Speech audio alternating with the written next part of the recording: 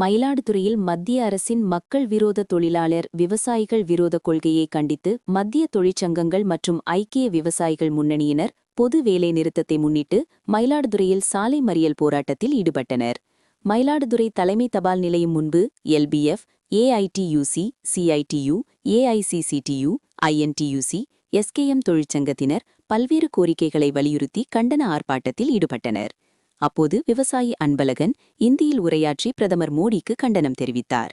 தொழிலாளர் விரோத 4 தொகுப்பு சட்டங்களை திரும்பப் பெற வேண்டும், மின்சார சட்ட திருத்த மசோதா 2025ஐ கைவிட வேண்டும், தேசிய மின்சார கொள்கை 2026ஐ கைவிட வேண்டும், விவசாய விளைபொருள்களுக்கு உரிய விலையை தீர்மானிக்க வேண்டும், விவசாயிகள் பெற்ற கடன்களை தள்ளுபடி செய்ய வேண்டும், மின்சாரம், வங்கி, ரயில்வே, இன்சூரன்ஸ் உள்ளிட்ட பொதுத்துறை நிறுவனங்களை தனியார்மயப்படுத்தும் நடவடிக்கையை கைவிட வேண்டும், மத்திய அரசின் அனைத்து துறை காலி பணியிடங்களை நிரப்பிட வேண்டும் உள்ளிட்ட பல்வேறு கோரிக்கைகளை வலியுறுத்தி முழக்கமிட்டவாறு தலைமை தபால் நிலையத்தை முற்றுகையிட முயற்சி செய்தனர்.